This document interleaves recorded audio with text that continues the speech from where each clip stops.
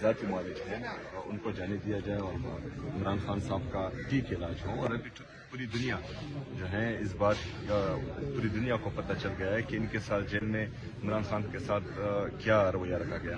ان کی نظر تقریباً 15% رہ چکی ہے.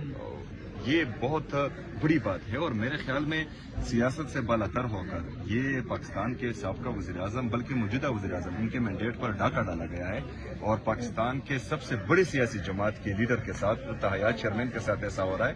تو یہ میرے خیال میں خطرناک ہے اور اس سے نفرتیں اتنی بڑھ جائیں گی کہ پھر کوئی سنبھالنے والا نہیں ہوگا. السلام علیکم سہیل صاحب، آپ کے کیا مطالبات ہیں آج کے دھرنے میں آپ لوگوں کے؟ پہلا مطالبہ یہ ہے کہ عمران خان صاحب کے جو ذاتی ڈاکٹرز ہیں ان کو وہاں پر جیل بھیجا جائے جو ان کے سرکاری ڈاکٹرز ہیں ان کے ساتھ، اور پھر جو ہے وتھ فیملی، اور پھر ان کے ذاتی ڈاکٹرز ان کی فیملی کے ساتھ ان کو الشفا ہاسپٹل منتقل کیا جائے اور ریٹنا کے جو اسپیشلسٹ ہیں ان سے ان کا علاج کروایا جائے. ان کی نگرانی. سہیل بھائی یہ بتائیے گا، اس وقت مراد سعید صاحب کی ایک آڈیو آئی تھی جس میں انہوں نے یہ بات کی تھی سہیل بھائی کہ اب اس وقت سوابی میں تمام لوگوں کو جمع کر کے دھرنے کے لیے ہمیں لائے عمل دینا چاہیے. آپ کا اس پہ کیا اوپینین ہے، پلیز بتائیے گا. مراد بھائی ہمارا بڑا ہے اور اس کی بات کو جو ہے ہوا میں نہیں پھینکا جائے.